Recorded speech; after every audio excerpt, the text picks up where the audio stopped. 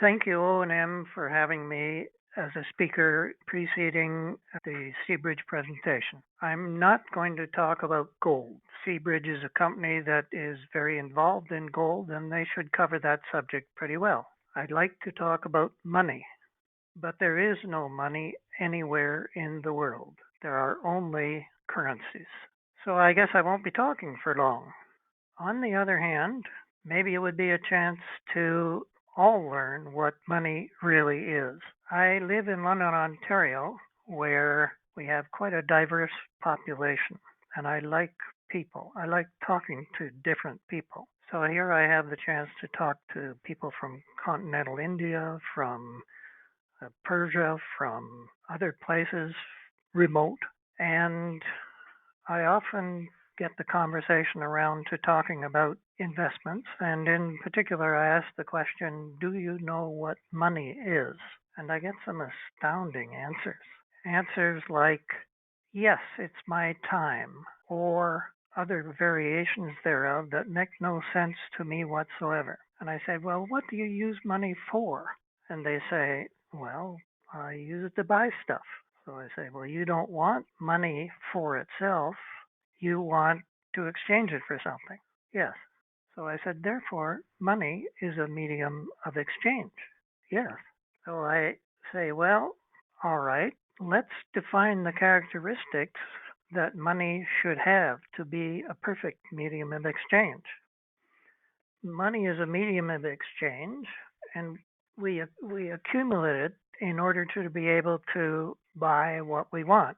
We don't want the money for itself, now or in the future. So now the civil engineer in me comes out, and civil engineers build stuff, and they use all kinds of materials like cement or iron or copper or other materials, and they have to define very clearly what the characteristics of those materials are. For example, if a woman is walking along in high heels, the pressure at the base of her high heels is nearly 2,000 pounds per square inch.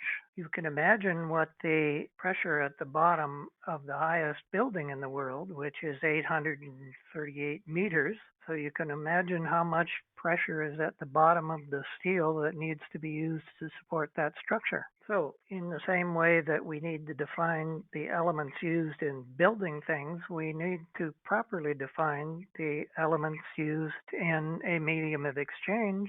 Otherwise, we'll be misled. So let's go through them one by one. Whatever the medium of exchange is, it needs to be easily recognizable.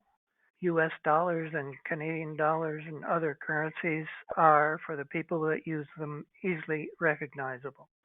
The second characteristic is that it needs to be finely dividable so that we can carry on big and small transactions and buy a piece of bubble gum or a used piece of furniture or a brand new piece of furniture if we want to.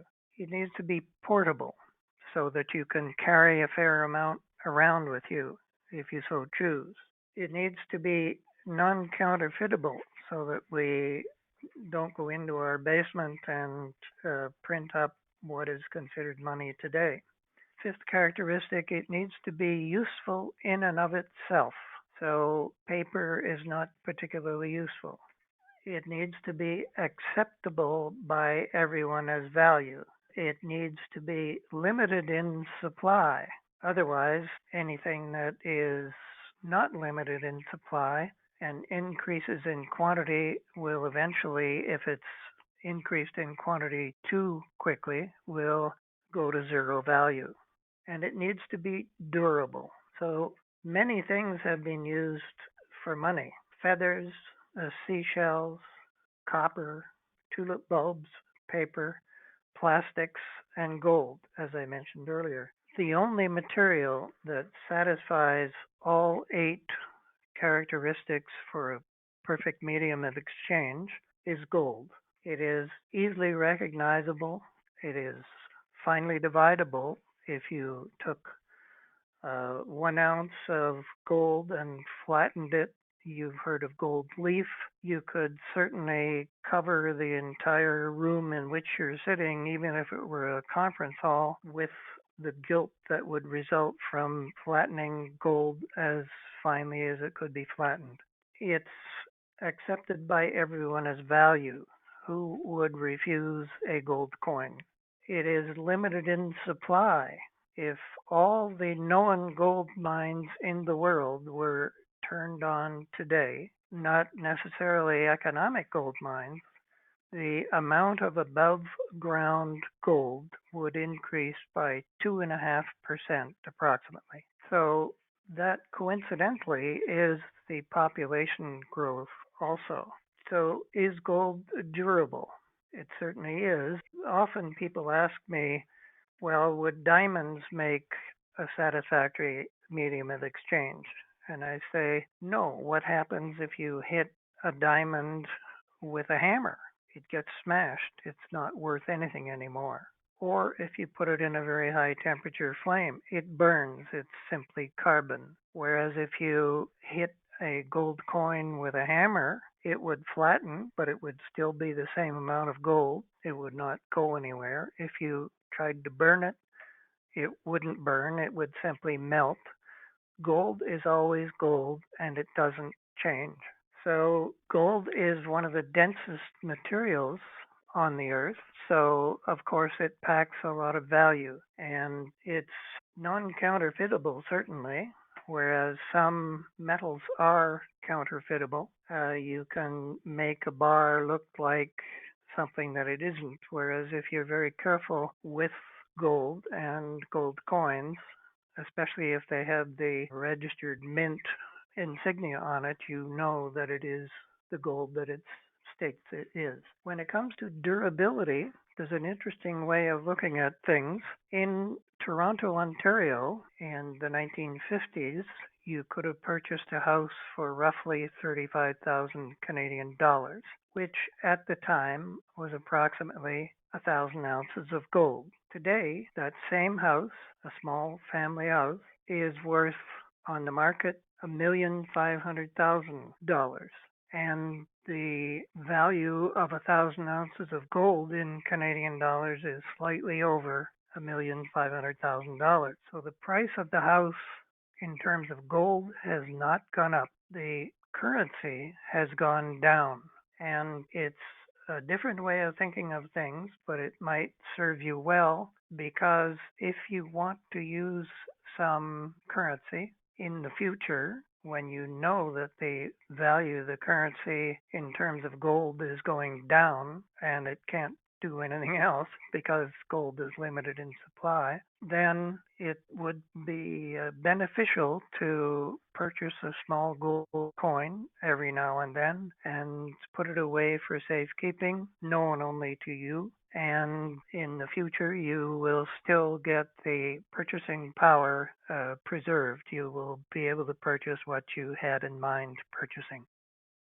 The US dollar used to bear the legend, "This note is legal tender for all debts, public and private, and is redeemable in lawful money of the United States at the Federal Reserve or any Federal Reserve bank." And most people don't read their money, so they don't know that that legend has been removed from the bill, and it now reads simply, "This note is legal tender for all debts, public and private." So then the question becomes, what is lawful money of the United States? Well, it's my understanding at present that lawful money of the United States, as a result of the devaluation that took place in 1969, is $42.22 per troy ounce of gold, is the US dollar in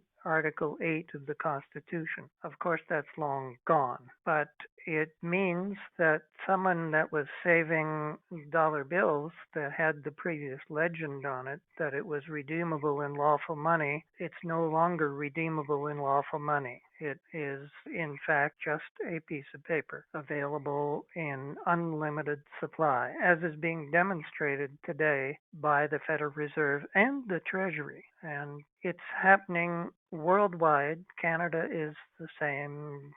Everybody is participating in this. And in the case of the US, it is following exactly the course of action that was taken under Germany from 1870 to 1925, when the value of the German mark, which was originally set in 1870 at 87 marks per troy ounce, by the time they reached 1925, the value of the currency was almost zero. And it happened very quickly toward the end of the inflation, that is from 1920 to 1925. People don't realize that it started in 1870, as it started in the US in 1913, when the dollar was set at $20.67 per troy ounce. And today it's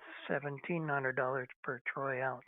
And we'll see what it is tomorrow or the next day. But if the authorities persist in printing the money in unlimited supply, the currency will head toward zero. So I hope this has been useful to you. It is a different way of looking at things.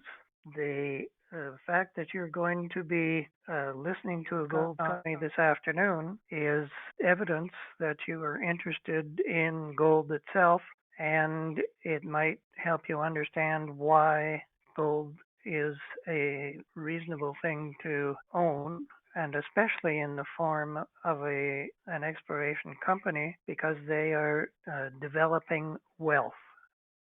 Thank you for having me today. I really appreciate it.